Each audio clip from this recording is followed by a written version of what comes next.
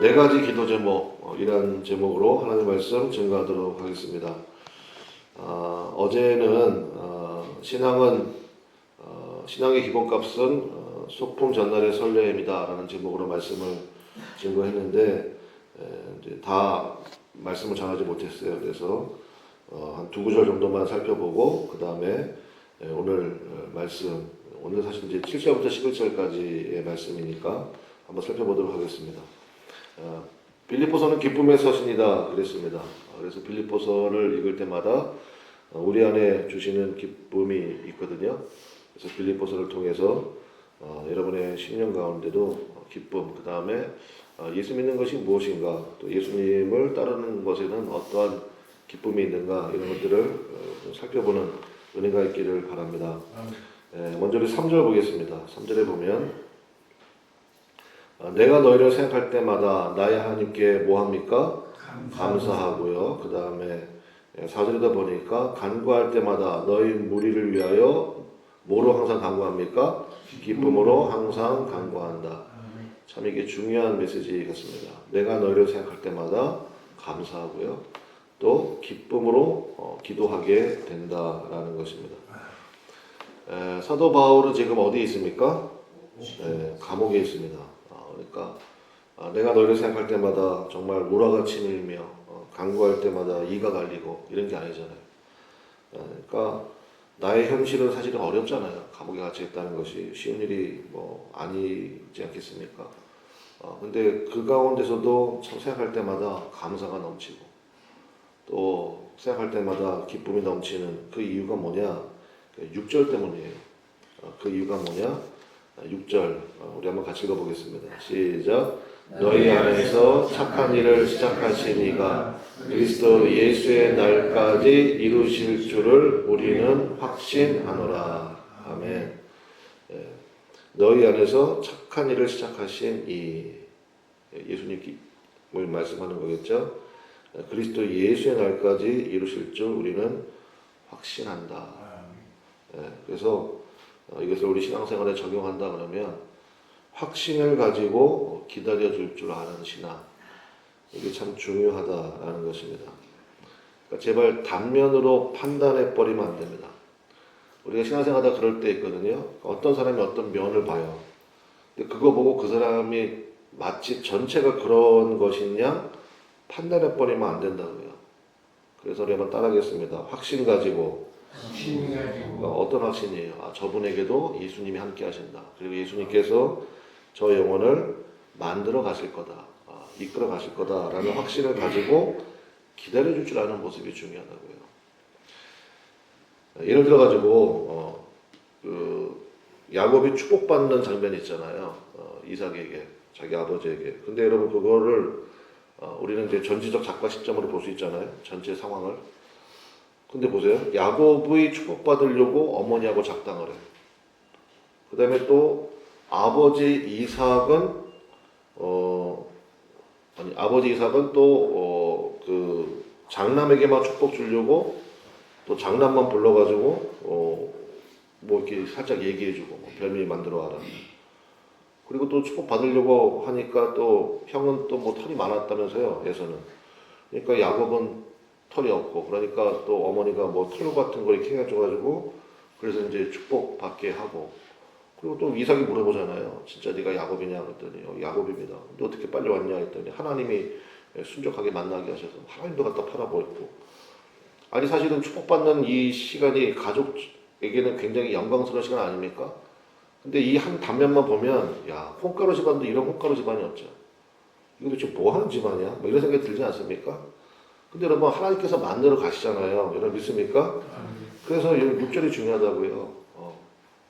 그러니까 어떤 한 단면만 보고, 예를 들어서 어떤 사람이 어떤 행동을 했어, 어떤 말을 했어, 실수할 수도 있잖아요.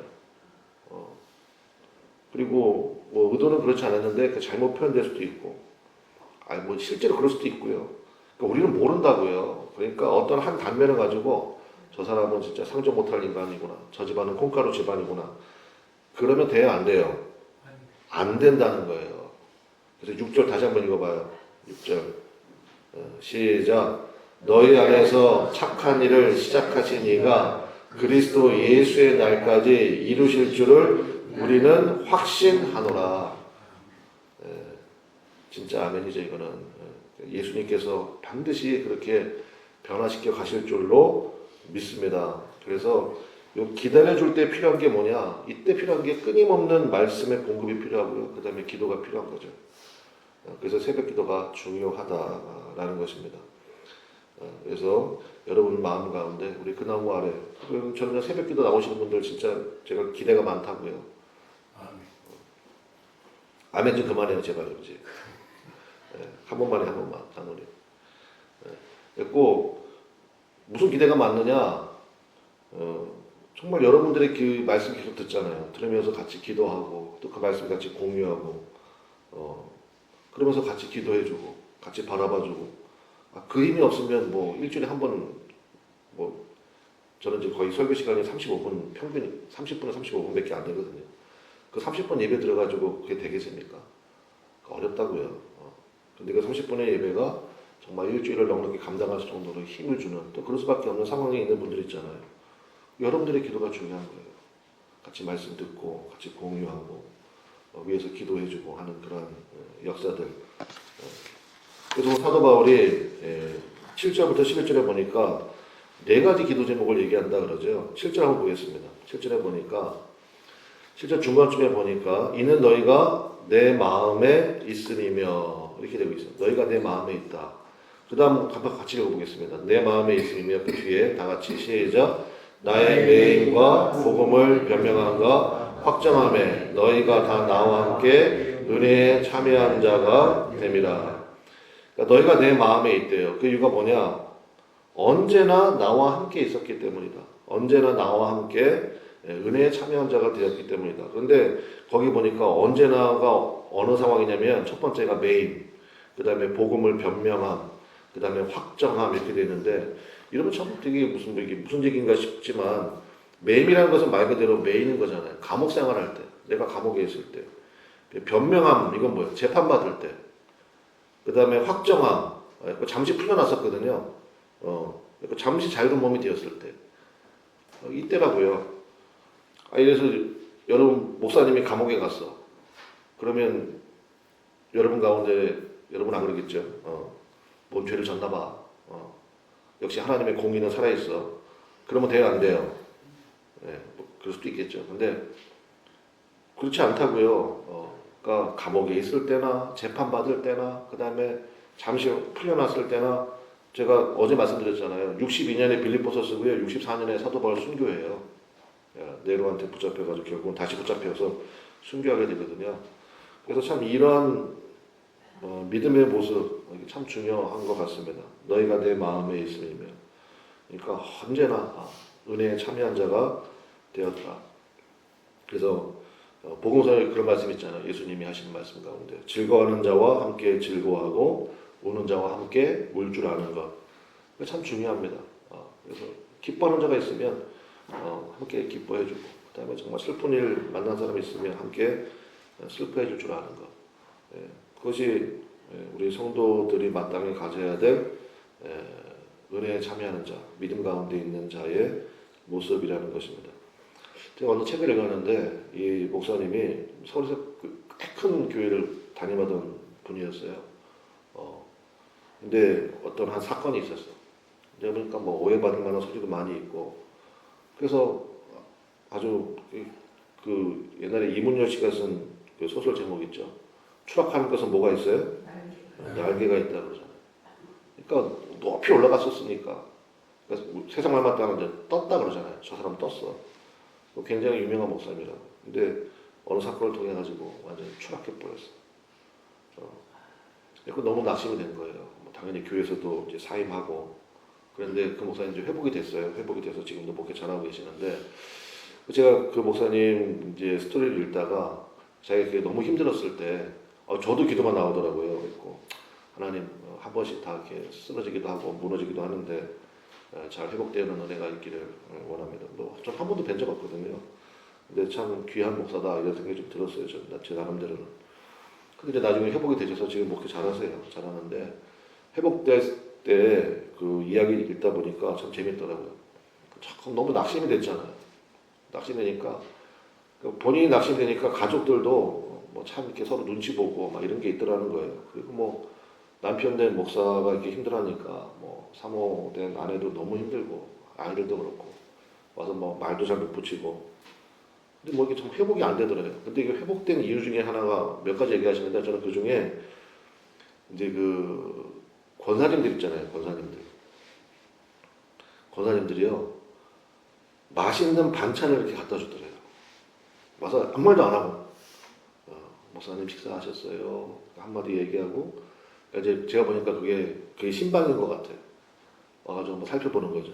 지금 살아있나 죽어있나 이렇게 살펴보고 그 다음에 보따리 하나씩 놓고 가는 거예요. 뭐 열어보니까 맛있는 반찬 정말 우리 목사님이 참 이렇게 회복되어지길 원하고 가족들이 회복되길 마음으로 맛있는 반찬 갖다 주는 분들이 있었는데 그거로 회복이 됐대요. 그거로.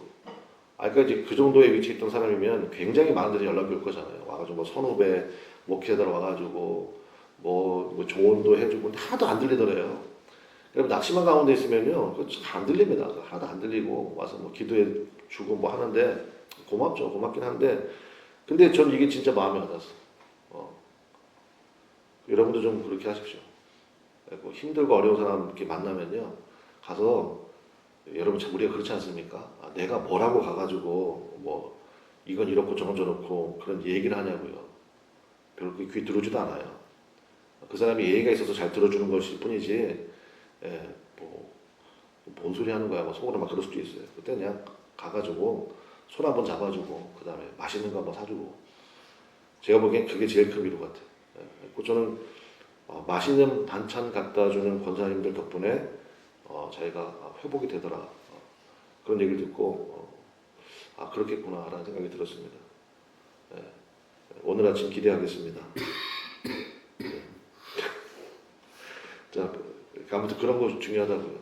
여러분 심령 가운데도 저는 그래서 우리 그나무 아래 성도님들이 그런 위로가 좀 많은 분들 되면 좋겠어요. 말이 많은 교회가 아니라 은혜가 많은 교회. 그래서 얼마나 힘들어, 얼마나 외로워 그러면서 맛있는 반찬, 맛있는 밥 한 번 사주고 왜 이렇게까지 해주세요? 아니야 그냥 힘내 한마디 딱 하고 가는 거죠. 말 많이 한다고 절대 도움이 안 됩니다. 그 설교학 배울 때 맨날 설교학 교수님들이 그런 얘기 하거든요. 저는 그거 보고 일리가 있는 것 같아요. 15분 이상에 넘어가는 설교들은요 안 들린대요. 너무 끄덕끄덕 하시는 거 아니에요? 15분 이상, 그러니까 저는 저도 어디 가서 설교 듣는 경우가 많이 있잖아요. 들어봐도 그런 것 같아.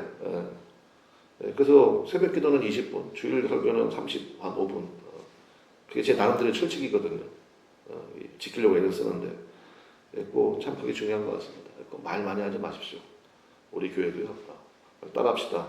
말 대신 뭐가 넘치는 교회요? 은혜가 넘치는 교회. 은혜가 넘치고 사랑이 넘치고 위로가 넘치고 그런 교회. 그래서 장로님 오시니까 칭찬 한마디 해드려야지. 우리 장로님 되게 좋아하는 사람 많대요. 왜 그렇게 좋아하시냐? 손 들지 말고 왜 그러냐 그랬더니 다른 교회 장로님들은 그렇게 말이 많으시대요. 제가 보니까 그분들은 아직 장로님을 못 만나서 그래요. 장로님한테 뭐 붙잡히면 장난 아니시거든. 근데 우리 장로님은 말이 없으시대. 그리고 방긋방긋 웃어주신대. 그 다음에 뭐 주일날도 그 더운 데 나와서 서 계시는 모습만 봐도 은혜가 되는데 장로님이니까 그 포지션을 유지하시라고요. 그래, 그건 아멘 잘하셨어. 그건 잘하셨어. 그랬고, 꼭 절대로 말이 많으면 안 돼요. 그냥 그래요. 참 힘들겠네. 그러면서 이제 또 밥 먹자 그러면 또 부담스럽잖아요. 그러면 그냥 주머니에 돈을 찔러주든지 뭐 그래서 참 이게 참 중요하다고요. 8절 보겠습니다. 8절. 우리 한번 같이 읽어보겠습니다. 시작. 내가 예수 그리스도의 심장으로 너희 무리를 얼마나 사모하는지 하나님이 내 증인이십니다. 아멘. 저도 정말 이런 고백을 할 수 있게 되기를 바랍니다. 제가 여러분 정말 사모합니다. 그런데 뭐로 사모한대요? 예수 그리스도의 심장으로. 예수님과 똑같은 마음으로. 예수님의 그 마음으로. 그래서 여러분 혹시 여러분 가운데 그렇게 기도할 수 있는 분이 계시면 좋겠어요. 주님의 마음을 저에게 부어주십시오. 그러니까 여기 버전에 의하면 심장 바꿔주세요. 내 심장 말고 누구 심장이요? 예수님의 심장으로. 그럼 예수님 여러분이 물어보실 거예요. 감당할 수 있겠니? 감당할 수 있겠니? 예수님은 어떤 심장 가지고 계시는데요? 죽기까지 사랑하시는 분이에요. 그러니까 여러분 이런 기도할 수 있게 되기를 제가 소망합니다. 주님 마음 제게 부어주십시오. 예수님의 심장으로 사모하기 원하고, 예수님의 심장으로 섬기기 원하고. 그래서 사도 바울도 이렇게 이제 서로 주고받는 이야기 속에서, 그러니까 앞서 말씀드린 것처럼 내가 감옥에 있을 때, 내가 재판장에 서 있을 때 너희들이 나와 함께하지 않았냐? 그래서 내가 예수님의 심장으로 너희를 얼마나 사모하는지 아느냐? 이러면 읽기만 해도 너무너무 참 따뜻한 마음이 들지 않습니까? 그래서 여러분 은혜를 줄 줄도 알고요. 그 다음에 여러분 도움 받잖아요. 받은 바 은혜를 기억하는 것도 중요합니다. 그래서 꼭 못된 종자들은 남이 나에게 실수한 것만 기억하지. 그 사람이 나한테 얼마나 잘해주는데. 그런 걸 기억해야죠.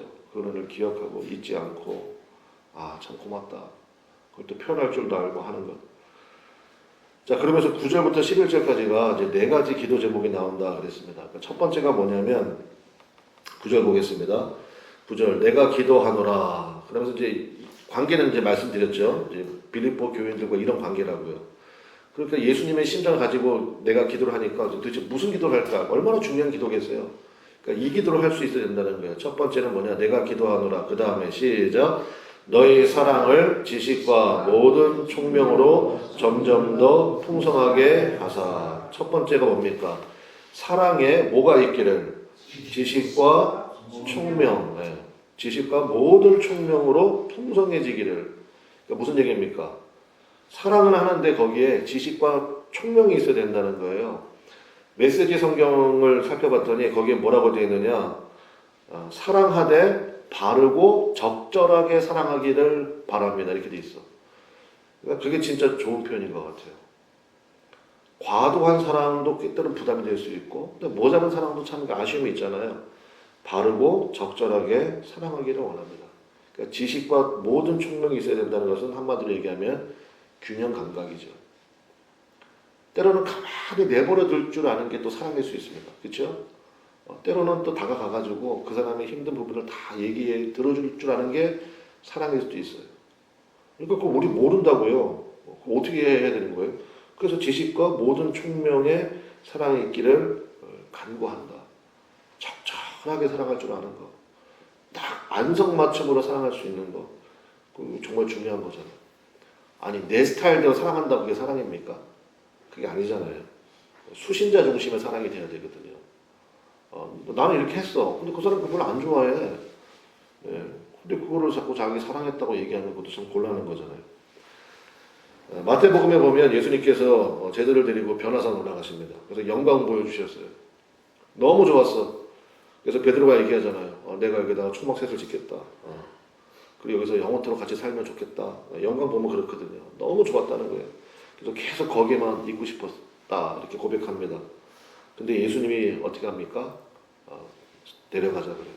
내려갔더니 진짜 아수라장이야. 어떤 아버지가 귀신 들린 아들 데리고 왔는데 쟤네들은 고치지도 못하고 있고, 그러니까 참 힘들고 어려운 그런 현실로 데리고 오셨다고요. 저는 이게 굉장히 중요한 메시지 같아요. 영광과 지독한 현실이 균형을 잡아야 돼요. 예를 들어서 여러분 우리가 새벽 예배 왜 중요합니까? 새벽 예배 드리고 여러분 어디로 가요? 현실로 가잖아요. 가면 말 안 듣는 자식이 있을 수도 있고, 풀리지 않는 문제가 있을 수도 있고, 뭐 이런 게 여러 가지 막 정말 힘든 상황들이 있을 수 있거든요. 그걸 감당할 수 있으려면 영광 봐야 돼요. 영광 보고 또 현실 속에 들어가고, 또 현실에 지쳤으니까 다시 영광 보고. 그러니까 이런 영적 밸런스가 굉장히 중요하다고. 예수 믿는 사람들에게 두 가지 기둥이 있죠. 하나가 뭡니까? 거룩이에요. 또 하나가 뭐예요? 사랑이에요. 근데 여러분 보세요. 거룩과 사랑은 서로가 이게 충돌하는 거라고요. 거룩이 뭔데요? 구별이라는 뜻이잖아요. 그 보세요. 나는 거룩하게 살기를 원합니다. 기도 제목 가운데 그렇게 해줄 수 있잖아요. 그럼 구별되게 살아야 돼. 그럼 보세요. 구별되고 하다 보면요. 결국은요. 자기 성을 쌓게 돼요. 계속 난 저기를 피해야 되고 또 이거는 안 해야 되고 그럼 점점점 그러다가 어떻게 됩니까? 그러다가 바리새인 되는 거예요. 바리새인의 뜻이 뭔데요? 구별된 사람들이란 뜻이에요. 그래서 뭐 이방인들과 밥도 안 먹고 뭐도 안 하고 그러니까 그 구별된 삶으로 가는 거잖아요. 술도 안 먹고 담배도 안 피고 그 다음에 뭐 이상한 장소 가지도 않고 그리고 뭐 이렇게 자꾸 이렇게 안으로만 들어오잖아요. 그게 나쁘다는 게 아니에요. 근데 거룩만 있어요? 사랑도 있어야 되죠. 사랑은 뭐예요? 사랑은 또 포용하는 거예요. 그럼 계속 옆으로 가는 거예요. 옆으로 계속 가는 거예요. 말도 안 되는 현실 속에 들어가고 예수님도 뭐 거라사인 지역도 가시고 수냄 지역도 가시고 막 사마리아도 들어가시고 그러잖아요. 아니 거룩한 사람들 거기 안 간다고요. 이방에다 밥도 안 먹는데 거기 그 동네에 왜 가겠어요? 안 가요. 가지도 않아. 근데 예수님은 가시거든요. 그럼 여러분 거룩이 맞아요? 사랑이 맞아요? 어떤 게 맞아요? 둘 다 맞죠. 그러니까 우리가 뭐가 필요합니까? 그래서 성령의 인도하심이 필요하다는 거예요. 지금은 내가 구별된 자리에 서야 되는 상황인지 아니면 지금 내가 뛰어들어가지고 저들을 포용해야 될 상황인지 이게 맞지 않는다고요. 그래서 거룩과 사랑이 우리 성도의 가장 중요한 삶의 두 기둥인데 우리는 모른다고요. 그래서 보혜사 성령님의 인도하심이 필요하다는 거예요. 그래서 제일 첫 번째 기도가 이거예요. 사랑의 지식과 모든 총명이 풍성해지기를 내가 기도합니다. 여러분도 이 기도 할 수 있게 되기를 바랍니다. 두 번째가 뭐냐? 두 번째 보겠습니다. 10절인데 너희로 지극히 선한 것을 뭐합니까? 분별하며 지극히 선한 것을 분별하는 능력이 있기를 내가 기도합니다. 이게 두 번째 기도 제목이에요. 이거는 우선순위의 문제라고 할 수 있죠. 영어 단어 중에 그런 거 있대요. The enemy of best. 베스트의 적이 뭐냐? is good이래요. is good. The enemy of best is good. 그러니까 최선의 적은 차선이다. 우리말로 그렇게 번역되던데. 그러니까 지극히 선한 것을 분별할 줄 아는 것. 이것이 참 우리에게 중요하거든요. 근데 우리는 분별할 능력이 없잖아요. 출애굽기 33장에 보면 뭐 내일 성경 공부에 포함되는 범위인데 거기 보면 모세를 설명하는 이렇게 설명합니다. 하나님을 대면하여 알던 자요. 그리고 하나님께서는 친구와 이야기함 같이 모세와 이야기하셨대요. 2차 세계대전 당시에 실제로 있었던 일인 것 같은데 옛날 2차 세계대전이니까 뭐 지금부터 뭐 50년, 60년 전이니까 그 비행기가 그 영화 같은 데 보면 뭐 정말 프로펠러 달고 되는 그런 비행기 있잖아요. 그런 비행기에 이제 조종사 한 명이잖아요. 운전 이제 하고 하는데 쥐가 전선을 갉아먹는 소리가 들리는 거예요. 쥐가 뒤에서. 근데 이제 비행기가 뭐 이렇게 허술하니까 전선 하나라도 잘못 건드리거나 또 다른 걸 잘못 건드리면 비행기가 추락할 수 있거든요. 근데 뒤에서 막 쥐가 전선을 갉아먹는 소리가 들리는 거예요. 문제, 당신의 선택은 이거예요. 첫 번째, 조종관을 잠시 놓고 쥐를 잡는다. 두 번째, 쥐가 감전되어 죽기를 기도한다. 왜냐면 어차피 쥐가 계속 전선 갉아먹어가지고 뭐 하나 잘못 건드리면 작동이 안 되면 추락하잖아요. 그렇게 그냥 내비두느니 아니면 잠깐 조종관을 놓고 조종관 어떻게 놓습니까? 그럼 또 추락할 텐데. 그래서 쥐가 감전되어 죽기를 기도한다. 여러분 같으면 어떻게 하시겠어요? 조종관을 잠시 놓고 쥐를 잡을 거예요? 아니면은 쥐가 감전되어 죽기를 기도해요? 어떻게 하면 되겠어요? 고도를 높이면 된대요. 고도를 높이면 훈련받은 조종사는 고통스럽긴 하지만 견딘다는 거예요. 근데 쥐는 죽는데요. 저는 그 얘기 들으면서 영적 원리도 마찬가지인데 여러분 예수님께서 하나님께서 우리를 사랑하시죠. 여러분 믿습니까? 근데 여러분을 왜 광야로 보내실까요? 고도를 높이는 거예요. 하나님을 가까이 하라. 그리하면 너희를 가까이 하시리라. 라는 말씀이 있거든요. 그래서 하나님께서 우리에게 광야를 허락하시는 이유가 바로 거기에 있습니다. 훈련 받는 거예요. 고도를 높이는 거예요. 고도를 높이면 그러면 우리는 이제 훈련 받았으니까 견딜 수 있어요. 마귀는 여러분을 떠납니다. 막연 여러분들 더 이상 손 못 대.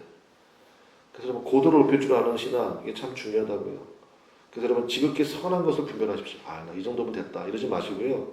하나님께서 가장 원하시는 나의 최선이 무엇인가 그거를 분별해서 그거를 드릴 줄 아는 것.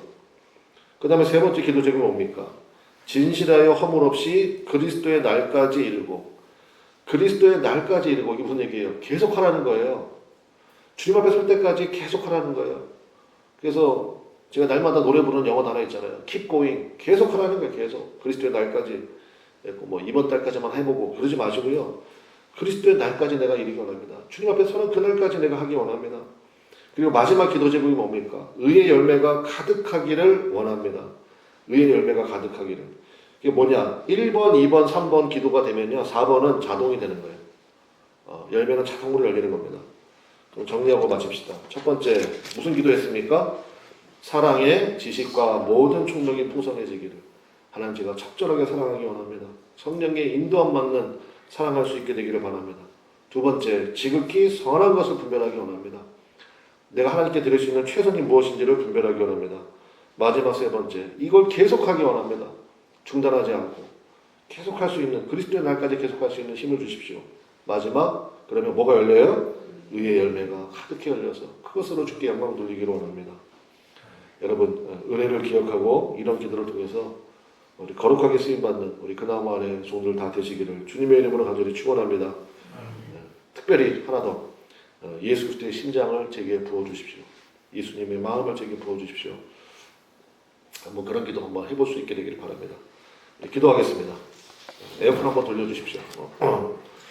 주님 앞에 하나님 내가 이 믿음으로 나가기를 원하고 주와 동행하는 그 힘이 있기를 원합니다.